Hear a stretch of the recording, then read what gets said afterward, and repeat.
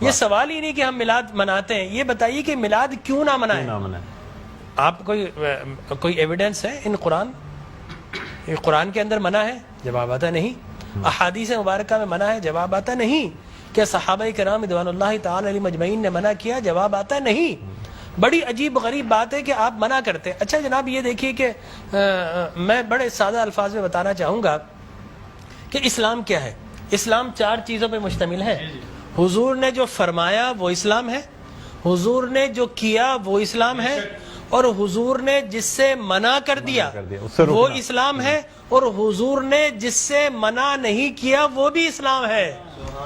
لہٰذا اگر کوئی آج کسی چیز کو منع کرتا ہے، اس کا مطلب یہ ہے کہ وہ اسلام کے منہ میں اپنی بات ڈال رہا ہے۔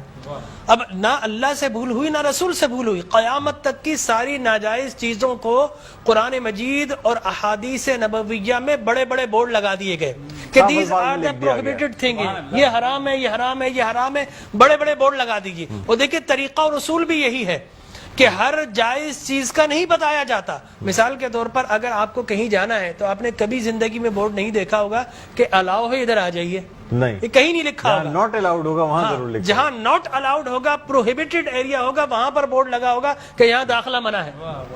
لہٰذا قرآن و احادیث میں بھی بڑے بڑے بورڈ لگا دیے، یہ حرام، یہ حرام، یہ حرام۔ اور مجھے کہنے دیے ڈاکٹر صاحب، اللہ کا نبی بنیادی طور پر ہر جائز کام کروانے نہیں آتا، بالکل نہیں۔ دراصل اللہ کا نبی ہر ناجائز کام سے روکنے کے لیے آتا ہے۔ اگر جائز کام کی اگر جائز کام کروانے آتا اور جائز کی فہرست بنتی تو قرآن 30 پاروں پہ ہی 30,000 پارے بھی کم پڑ جاتے کہ یہ بھی جائز، یہ بھی جائز، یہ بھی جائز، یہ بھی فہرست، ایک پوری فہرست بن جاتی۔ کہاں تک ہم قرآن حفظ کرتے؟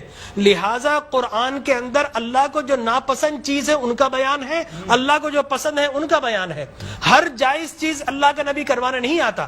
اب اگر بنگلہ دیش کے لوگ رہنے والے اگر پوری زندگی اگر چاول کھاتے ہیں اور مچھلی کھاتے ہیں، ان سے یہ نہیں پوچھا جائے گا باجرے کی روٹی کیوں نہیں کھائی، تم نے گندم کیوں نہیں کھایا، تم نے فلانے نہیں کھایا، نہیں پوچھا جائے گا۔ اگر اسی طرح پاکستان کے رہنے والے مچھلی روزانہ نہ کھائیں تو ان سے نہیں پوچھا جائے گا کہ یہ بھی تو اللہ کی غذا تھی، جائز تھی، تم نے یہ کیوں نہیں کھایا۔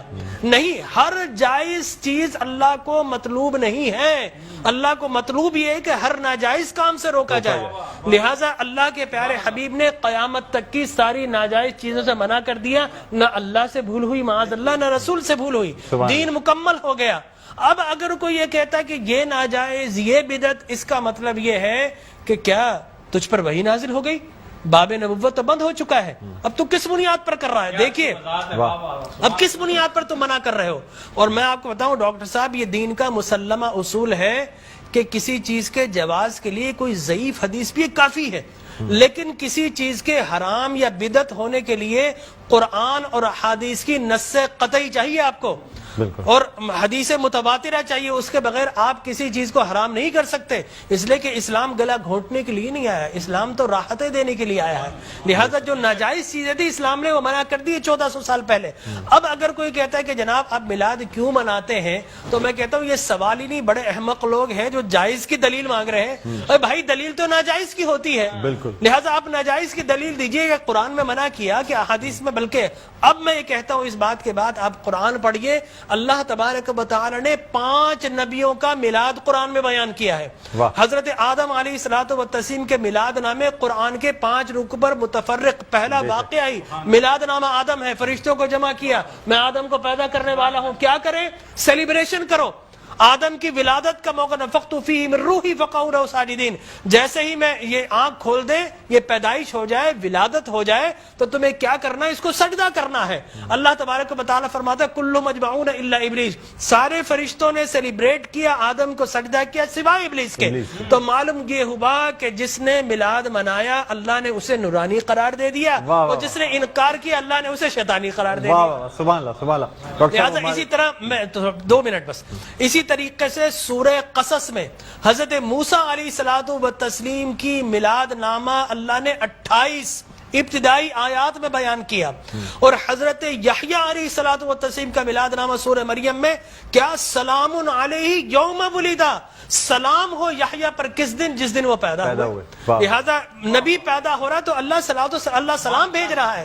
اور پھر حضرت عیسیٰ فرماتے والسلام علیک یوم ولدت ویوم اموت ویوم ابعث حیا، سلام ہو مجھ پر جس دن میں پیدا ہوا. سرکار نے فرمایا. اور پھر اللہ تبارک و تعالی نے ووالدین وما ولد کہہ کر حضور کے میلاد کو بیان کیا. اور حضرت مریم کی میلاد کو اللہ نے سورہ آل عمران میں بیان کیا. پھر سرکار نے فرمایا کہ میرے غلام الجمعۃ عید للمسلمین. لوگ کہتے ہیں 2 عیدیں، تیسری عید مل گئی. حضرت عمر بن خطاب سے پوچھا کہ یہ الیوم اکملت لکم دینکم، یہ آیت ہمارے نبی پر نازل ہوتی تو ہم 2 عیدیں مناتے، ہم تو بطور عید مناتے. حضرت عمر نے حضرت ابن عباس دونوں سے احادیث فرمایا میاں تم ایک عید کی بات کر تو ہماری تو 2 3 عیدیں تھی اس دن. وہ یوم عرفہ تھا مسلمانوں کی عید کے دن، وہ جمعۃ المبارک تھا مسلمانوں کی عید کے دن، وہ تکمیل دین کا دن تھا، وہ مسلمانوں کی عید کا دن ہے. لہٰذا یہاں پر تو پہلی، دوسری، تیسری، چوتھی، 5ویں نہ جانے کتنی عیدیں. اور صحیح مسلم کی حدیث مبارک رسول اللہ نے 5 عیدیں بیان فرما دی.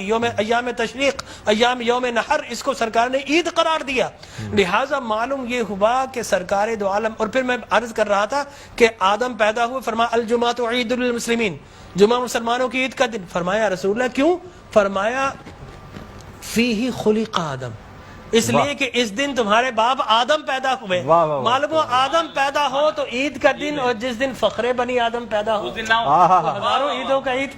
یہ عید بھی ہے اور یقینی طور پر جشن بھی ہے. دیکھیے حضرت عیسیٰ ابن مریم علیہ الصلوۃ والتسلیم پیدا ہوتے نا، اللہ تبارک و تعالی حضرت مریم کے پاس پینے کے لیے کچھ نہیں تھا. اللہ فرماتا وَهُزِّ إِلَيْكِ بِجِذْعِ النَّخْلَةِ تُسَاقِطْ عَلَيْكِ رُطَبًا جَنِيًّا، اے مریم گھبرا مت، اللہ کے میرا نبی آنے والا، اس کی ولادت ہونے والی ہے. یہ سوکھا ہوا درخت ہے، اس کو ہاتھ تو لگا. حضرت مریم جیسے ہی ہاتھ لگاتی ہے اللہ تبارک و تعالی میلاد عیسیٰ کی خوشی میں اس کو ہرا بھرا کر دیتا ہے اور پانی جاری و ساری کر دیتا ہے. تو اللہ تبرک بھی دیتا ہے، اللہ تبارک و تعالی اسے سیلیبریٹ بھی کرتا ہے. تو یقینی طور پر میلاد النبی صلی اللہ علیہ وسلم کے اگر جواز کی آپ بات کریں گے صبح ہو جائے گی. میں قرآن سے بھی بیان کرتا رہوں گا، میں احادیث نبویہ سے بھی بیان کرتا رہوں، لیکن ناجائز کی ایک دلیل اگر کوئی ہمیں دینا چاہے تو ہم موجود ہیں میٹرو ٹی وی پر، کوئی ایک دلیل ہمیں دے دے. لوگ کہتے ہیں بدعت بدعت، یہ بدعت. او بھائی بدعت، ہر نیا کام بدعت نہیں ہوتا، ہر نیا عقیدہ بدعت ہوتا ہے. لہذا وہ سمجھے نہیں، ہر نیا کام بدعت نہیں ہے. میں آپ کو ثابت کر دوں ہر نیا عقیدہ بدعت ہے. لیکن آپ شیطان نے جب بلیف جو جس چیز پہ انسان کا ہے وہ قائم ہے، وہ قائم ہے. ہر نیا کام، اگر ہر نیا کام بدعت ہوتا، خوشی منانا، عید منانا، اس میں تو کوئی ایسی بات انوویشن ہے اسلام کے اندر. آپ یہ دیکھیں نا حضور اکرم صلی اللہ علیہ وسلم کی وفات شریف کے بعد قرآن مجید جمع کیا، بدعت. پھر اس کے بعد تراویح بدعت. وہ بخاری کے ہذہ نعمت البدع. حضرت عمر بن خطاب کے الفاظ ہے کتنی پیاری بدعت ہے کہ میں نے تراویح شروع فرما دی. تو مقصد وہ کہ بدعت اچھی بھی ہوتی ہے. صحابہ کرام بدعت حسنہ بھی ہے، بدعت مذمومہ بھی ہے. اور مذمومہ بدعت کیا؟ اچھی چیز کو مٹا دینا.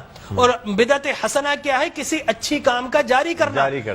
فرمایا من سن سنتا حسنتا فلہ اجرھا واجر من عمل بھا الی یوم القیامہ.